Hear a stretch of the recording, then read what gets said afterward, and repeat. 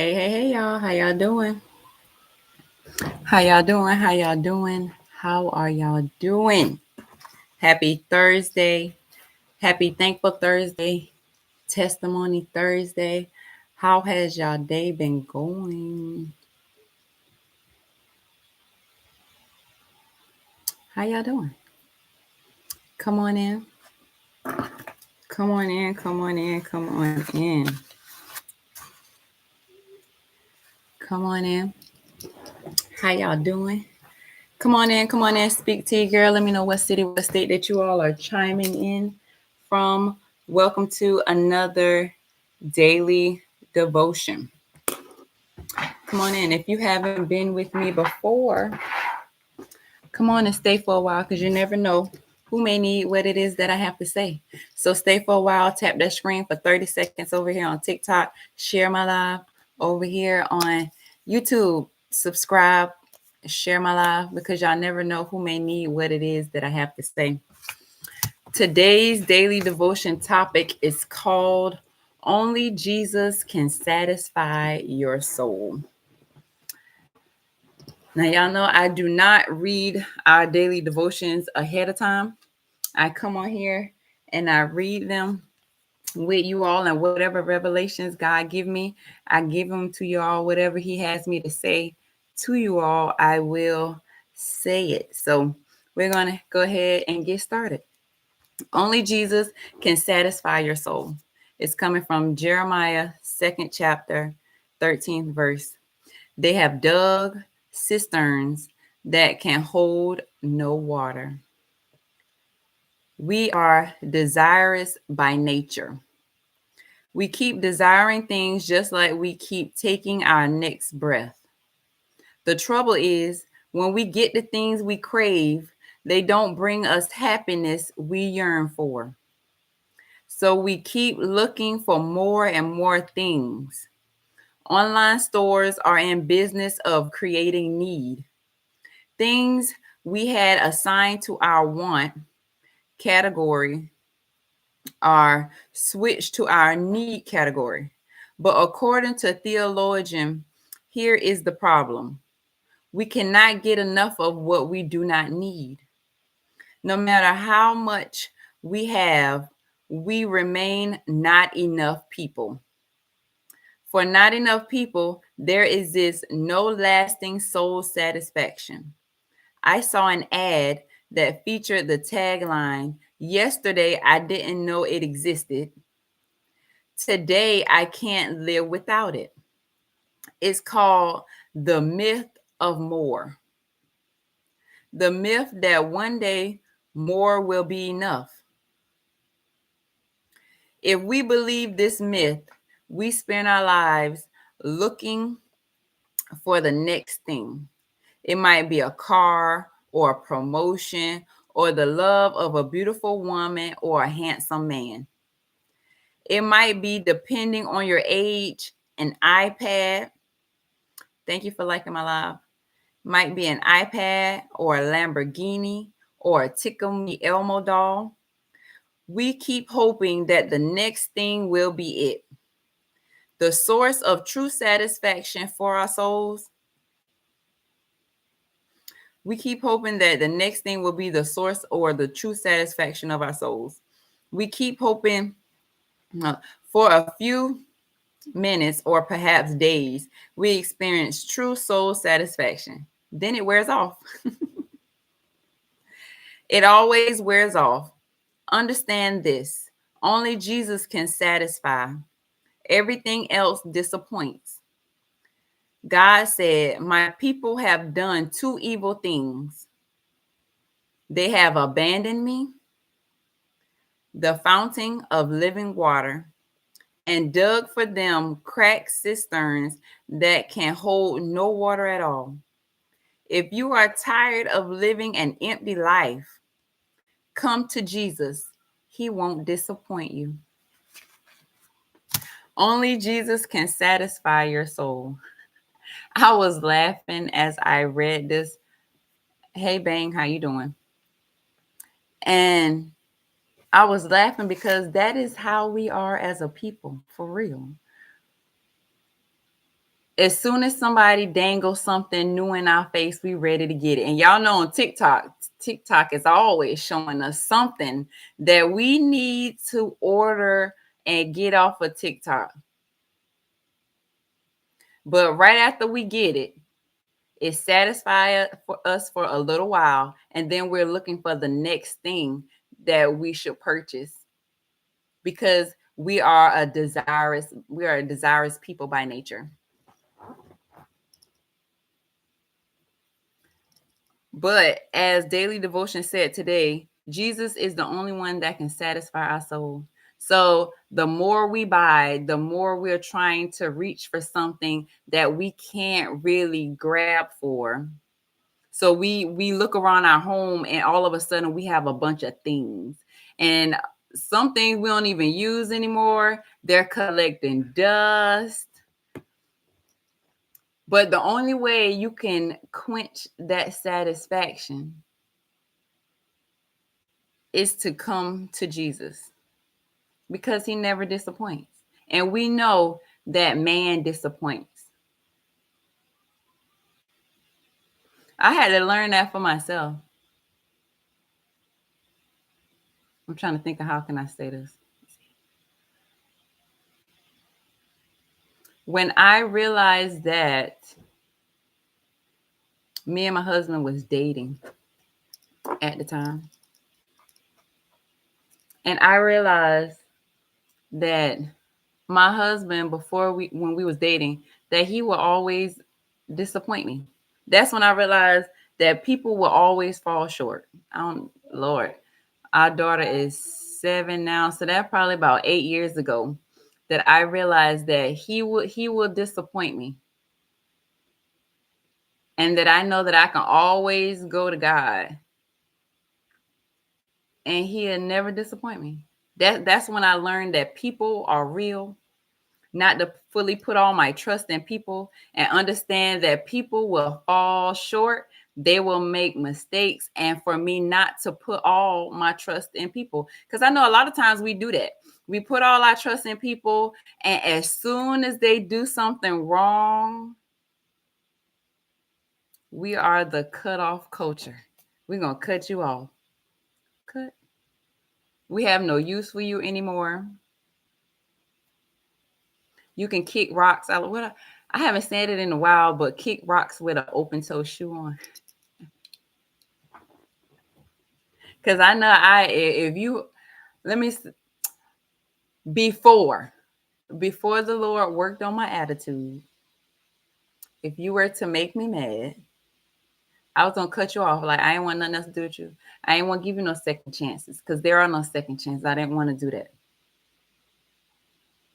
But the Lord has taught me grace and patience.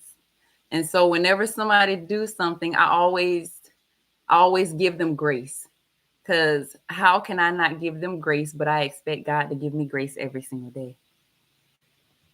So I've learned in situations to not judge a situation as soon as I see or hear what people say.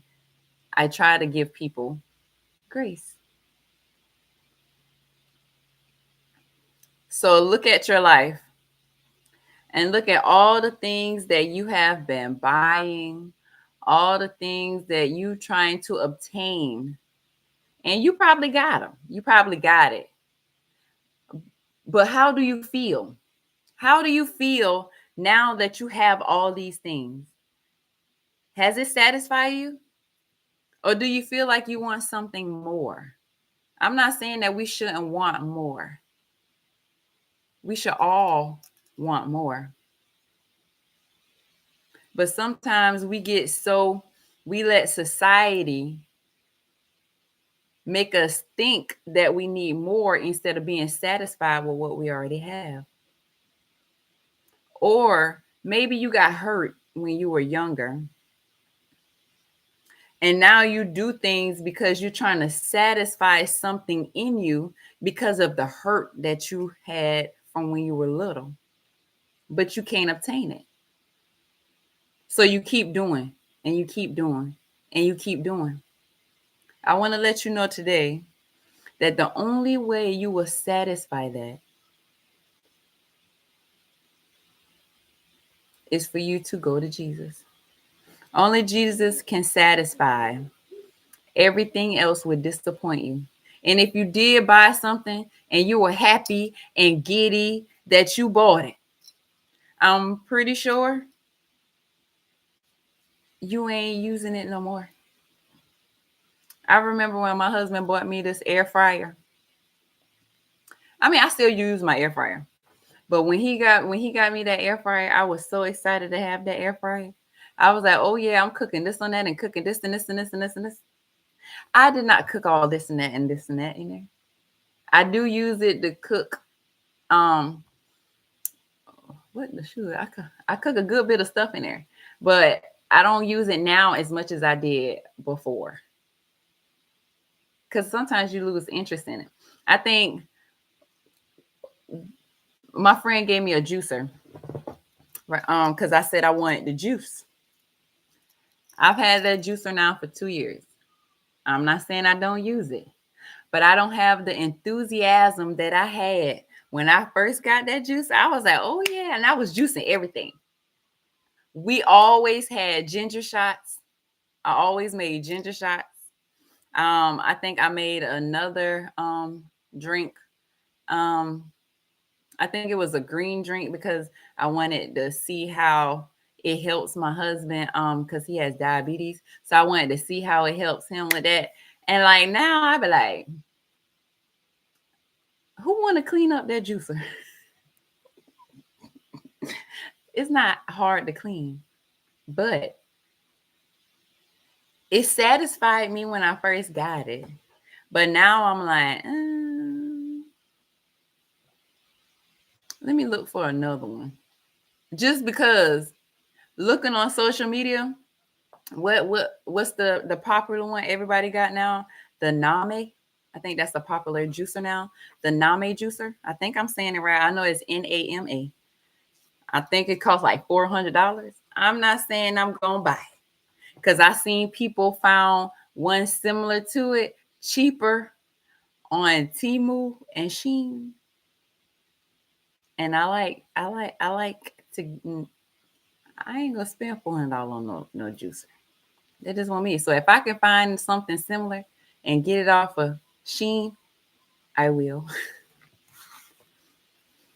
But I just wanted to give you an example of us buying things and trying to satisfy a need. And once we get it, we've satisfied the need. And now we no longer have use for it. I mean, I still use my juicing iron. Don't get me wrong. I just don't juice every week like I used to. Every single week, I was in the grocery store buying fruit, juicing, making sure that we had our ginger shots every single week because everybody was drinking them. Me, my husband, the 4-year-old, the 7-year-old, we were all drinking those spicy ginger shots. That reminds me, over the weekend, maybe tomorrow, I'm probably going to go back to the store because I brought it up now and I haven't juiced in a minute. Now I got to go buy the stuff to make it. Because we buy stuff and we lose interest. That just brought an idea to my mind. We as adults buy stuff to satisfy something. Then we look at our children who will ask for something and we buy it. Then they lose interest in it and we're fussing. We're fussing. What you mean you need a new toy? I just bought you a new toy. So how can we expect our children to be satisfied with the toys that we buy them when we're not even satisfied in the things that we buy ourselves? Talking about double standard. Thank you for liking my live, Ariel. Talking about double standard. How can we expect them to be satisfied when we don't be satisfied? The only way, it says only Jesus can satisfy our soul. So whatever that is in us, so that means we need to look in us. We need to pray and ask God, what is it in me that I feel like I have to spend money on all of these things. And after I accumulated all these things, I still have a want. I still want more. Even though I have all these things, I'm still not satisfied. I still want more. Pray and ask God, why do you have a need to want more all the time? As soon as you're not satisfied with something. Thank you, Pastor. I appreciate you. What is it in you that you need to go to God and pray about to find out what's in you that's making you want these things? Thank you so much. It says, understand this. Only Jesus can satisfy. Everything else disappoints. So you can buy whatever it is that you want. And you're going to have some satisfaction, but after the way, you're going to throw it away like a rag doll. It says, God said, my people have done two evil things. They have abandoned me. We have abandoned him, and we've chosen to seek other things. That's like people who talk about the universe and the crystals and the sage. They go to those things instead of going to Jesus. Jesus, God is the creator of all things. God created sage. God created the crystals, right? God created the universe. So why would I pray to the universe instead of praying to God who created the universe? Why would I pray to an object, a crystal? Why do I think a crystal has more power than God do when he created it? How can I even do that? It's like I think people are afraid to go to Jesus because he will expose you. He will expose you and he will show you the real you. And I don't think people want to deal with, they don't want to deal with that part of themselves. And I've been there before. I've been there where I didn't want to deal with things and I didn't want to deal with that part of me. But I knew in order for me to grow in who I am and grow into the person that God has called me to be, I had to deal with those things about myself. But in society today, you see people, instead of going to God about things, they say that they will go to crystals. Boy, no. I said, no, I do not. I love the Lord Jesus Christ, my Savior. No voodoo over here, honey. And so I see people who engage in crystals and they wear crystals around their neck because they said the energy that the crystal has and it makes them feel a certain way and all of this. And then people will I've passed like 3. Oh wow. That it must be something that you've watched because I noticed whatever you watch on your timeline. So if you actually clicked on somebody live and they're doing those kind of things, you're gonna start seeing those kind of things show up on your timeline. Because I noticed I had to stop clicking on certain people live. Like some people who I see that they are no longer Christians. They are no longer Christians. So they will that they're giving the explanation and wanted to talk to people about no longer being Christians. And then I started seeing a lot of lives like that on my live. So I was like, okay, I don't want to see that on my timeline. So I stopped clicking on those kind of videos. But no, we don't do no voodoo over here. I love my Lord. and Savior Jesus Christ. Okay. I rebuke voodoo and spells and all that. But instead of going to crystals and feeling like the energy of these crystals is making you feel away, it's like they're avoiding going to Jesus because they don't want to deal with the root issue. They don't want to deal with the root issue. They want to go to the universe because they don't want to go to Jesus, because Jesus is going to make you, he going to humble you. He going to make you look at yourself, stop looking at the sin of other people and start looking at the sins of yourself. Now you can put a mask on and have this facade up and make people think that you are this and that. You can wear your crystals. You can sage your house. You can bring, because saging would bring the demons in your house. You can sage all you want to. But when you come to Jesus, he will expose you and show you who you really are so that you can become who you're supposed to be and take off that facade, take off that mask, and be who you're supposed to be. Because I had to do that. I had to do that. When I lost my oldest son 2 years ago, I had to do that. In my grief process, before I could get here and talk to y'all the way that I am, and I can tell my story the way that I am, I had to go through this process for a year.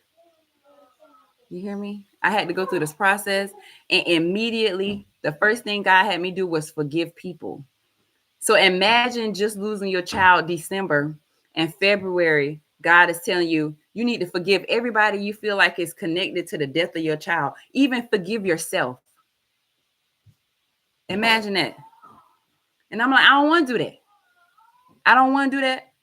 I want to find the people. I want to get back. I wanted to do the getting back. Okay. But the Lord told me no. And he told me that I need to forgive those people. And I boohoo cried. I boohoo cried as if I just lost my son all over again, because I didn't want to deal with that. I didn't want to deal with it. I wanted to mask it, and I wanted to go and get my get back. Now, mind you, I've been saved for years, but I wanted to go lay hands. Okay. But I forgave. And when I forgave, a lot of hurt was released. A lot of resentment was released. Like, I had to forgive, like, my son unalived himself at the age of 18. He was a senior in high school. I had to forgive myself because I felt like I didn't do enough. Even though I had people around me who told me I'd done enough, because I had him in counseling. We tried to get him into it's a military program. We tried to get him in there, but it was voluntary. Like, if the child say they don't want to be there, they won't accept the child. And I was like, what kind of program is this? I thought I just bring him up here, we sign him up, and he get in the program. And they was like, no, that's not how it works. Your child had to say, yes, I want to be here. And after we went through the whole, like, they sure did the presentation, and my son was sitting in the chair like this right here, and the guy was like, young man, do you want to join the program? My son looked at that man and was like, no. The man was like, ma'am, I'm sorry, but we cannot accept him because he doesn't want to join the program. I had to forgive whoever gave my child the pum for him to take his life. Now, that's something hard, because I was coming for that person. Do you hear me? Because I knew I had just did a sweep of his room a couple days before. And the only pums in the house was my husband and mine. So I was trying to figure out, where did this come from, the one that he used to unalive himself, come from? So I had to forgive my son, because this was my oldest child. And I was like, you left me here. I felt he left me here by myself. Even though I wasn't by myself, we still got other kids. Like, I was heartbroken because that was my first child that I had at 21. This is a picture of him right here. If I can turn